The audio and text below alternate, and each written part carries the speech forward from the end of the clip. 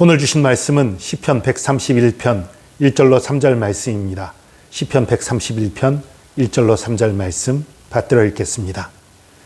여호와여, 내 마음이 교만하지 아니하고 내 눈이 오만하지 아니하오며 내가 큰 일과 감당하지 못할 놀라운 일을 하려고 힘쓰지 아니하나이다. 실로 내가 내 영혼으로 고요하고 평온하게 하기를 젖된 아이가 그의 어머니 품에 있음 같게 하였나니 내 영혼이 젖된 아이와 같도다. 이스라엘아, 지금부터 영원까지 여호와를 바랄지어다. 아멘. 여호와여, 내 마음이 교만하지 아니하고 내 눈이 오만하지 않습니다. 난 교만하지 않겠습니다. 내가 높은 자인 자세로 살아가지 않겠습니다. 그런 뜻이에요. 원어상의 의미는 내가 나를 귀하다고 높다고 여기지 않겠다, 이런 의미의 그런 표현입니다. 내 눈이 오만하지 아니하고 마찬가지 표현이고요. 내가 큰 일과 감당하지 못할 놀라운 일을 하려고 힘쓰지 아니하겠습니다. 내 분에 넘치는 어떤 일들 하려고 하지 않겠습니다. 근데 여러분, 이거 오해하지 마세요. 내가 감당할 일만 하는 게 믿음인가요? 아니지요. 믿음이라는 건 내가 감당하지 못할 만한 일도 하나님을 믿고 의지하고 나가는 게 믿음이에요. 그러나 여기는 그것과는 좀 다른 표현이지요. 여러분, 오해하지 마세요.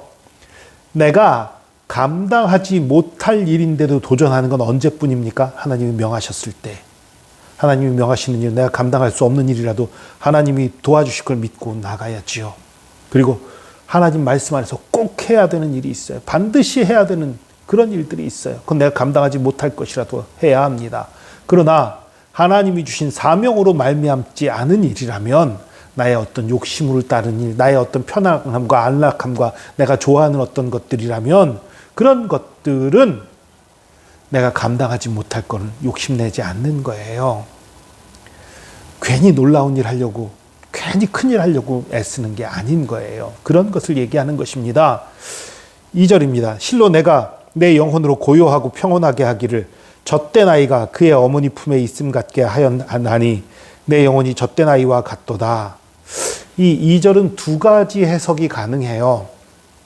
젖된 아이, 그러니까 이제 젖을 먹을 시기가 지난 아이예요. 이제 젖을 뗀 아이예요. 그러니까 그래도 똥오줌은 가릴 수 있는, 그러니까 어느 정도 가릴 수 있는 아이니까, 그런 아이가 그 어머니 품에 안겨 있으면 조용하고 안락할 수 있잖아요. 갓난아기 같으면 또 언제 울고 또 언제 어떻게 될지 모르잖아요. 그러니까 젖됐으니까 어느 정도 분별이 되는 아이니까 그 아이가 엄마 품에 안겼을 때 얼마나 평안하겠어요. 그것을 묘사한 표현으로 볼 수 있고, 또 하나는 이렇게도 볼 수 있어요. 여러분, 이 히브리어가, 이 성경에 쓰인 히브리어는 단어 수가 그렇게 많지 않습니다. 옛날에는 표현이 지금처럼 발달하지 않았기 때문에 한 단어가 여러 가지 뜻을 나타내고 여러 가지 의미로 쓰이고 그런 경우가 많이 있어요.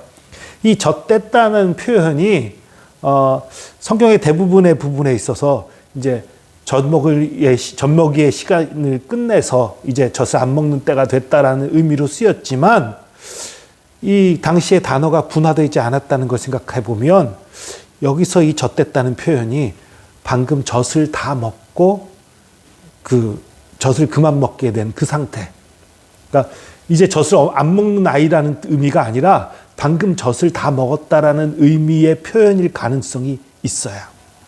그러면 지금 뭐예요? 어머니 품에서 젖을 배불리 먹고 이제 입을 떼고 평안히 안겨있는, 배부른 상태에서 안락하게 있는 그런 모습을 표현한 걸로 볼 수도 있습니다. 근데 어느 쪽이든 뭐예요? 정말 안락한 거예요. 평안한 거예요. 두려움도 걱정도 없고 안심하고 엄마만 의지하고 있는 그런 상황. 내 영혼이 그런 상황입니다. 그런 모습으로 내가 지금 하나님 품에 안겨 있습니다. 하나님만 바라보고 하나님만 의지하고 있습니다. 그런 얘기예요. 그리고 이스라엘아, 지금부터 영원까지 여호와를 바라지어다. 내가 지금 주님 품에서 이렇게 젖된 아이처럼 안겨 있는 것처럼 너희들도 이 기쁨을 맛봐라. 이 평안을 맛봐라. 이렇게 얘기하는 거지요. 그런데 이 시편 131편에는 엄청난 함정이 하나 숨어 있어요.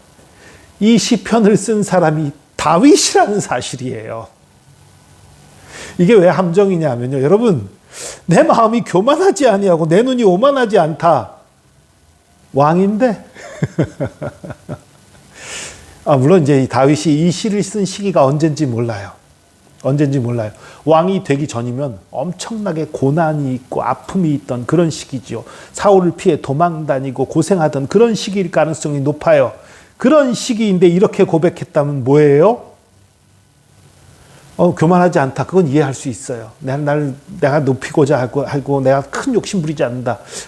사울에게 쫓겨다니는 입장에서 참 괜찮은 표현들 같아요. 그런데 문제는 2절입니다. 어머니 품에 안긴 젖된 아이 같다. 사울을 피해 도망다니면서 고난 중에 있으면서 고통 중에 있으면서 이렇게 고백한다. 이건 지금 아무 일 없고 쉬운 일, 편안한 일만 있어서 이렇게 고백하는 게 아니에요. 힘들지만 어렵지만 하나님을 믿고 의지하고 있으니까, 하나님이 나와 함께 하시는 것을 믿으니까 내 마음이 평안한 거예요. 내 몸은 힘들고 어려울지라도 내 마음이 평안한 그 상태를 표현한 것입니다. 왕이 되기 전에 사울을 피해 도망다니던 시절이라면 그렇다는 거예요. 반대로 지금 왕이에요. 왕이라고 해도 또 놀라워요. 여러분, 왕이면 제일 높은 사람이에요. 하나님 아래에서 제일 높은 사람이에요. 그런데 제일 높은 사람인데 나는 나를 높다고 생각하지 않겠습니다. 얼마나 겸손한 건지 몰라요. 그러니까 왕이 되기 전이면 2절이 놀랍고요. 왕이 된 후면 1절이 놀라운 거예요. 물론 또 하나 더 볼 것은 왕이 된 후에도 이 다윗이 얼마나 많은 전쟁을 치렀고 또 얼마나 많은 또 시련을 겪었는지 몰라요. 왕이 된 후에도 그 상태에서도 사실 다윗에게는 바람잘 날이 없었어요. 그런데 마음은 평안한 거예요. 여러분, 저와 여러분도 이런 다윗 같은 마음을 품기를 원합니다. 내가 높은 지위에 있든지 낮은 지위에 있든지 교만한 마음 품지 않고 하나님 안에서 겸손하고 하나님만 바라보는, 내가 지금 시련을 겪고 있든지 진짜 평안한 상태이든지 하나님을 바라보므로 내 마음이 평안하고 하나님의 위로 안에서 하나님의 인도하심 안에서 내가 이 삶의 현장에서 내 육체가 괴롭고 여러 가지 어려움과 시련을 만날지라도 주님 안에서 평안을 누리는 그러한 믿음, 그것이 바로 여호와 하나님만 바라고 의지하는 삶인 것입니다. 이런 삶을 누리는, 이런 축복을, 이 평안함을 누리는 저와 여러분 되기를 축복합니다. 기도하겠습니다. 주님, 우리에게도 이 평안함을 주시옵소서. 이러한 겸손함을 주시옵소서. 스스로 높다 여기고 스스로 위에 서고자 하는, 그리고 또 뭔가 나타내고 이루어 보겠다는 교만하고 어리석은 마음들에서 떠나서 겸손하고 주님께서 주신 것을 족한 줄로 알고 감사할 줄 알고 오직 주님을 의지하고 살아가는 저희들 되게 하여 주시옵소서.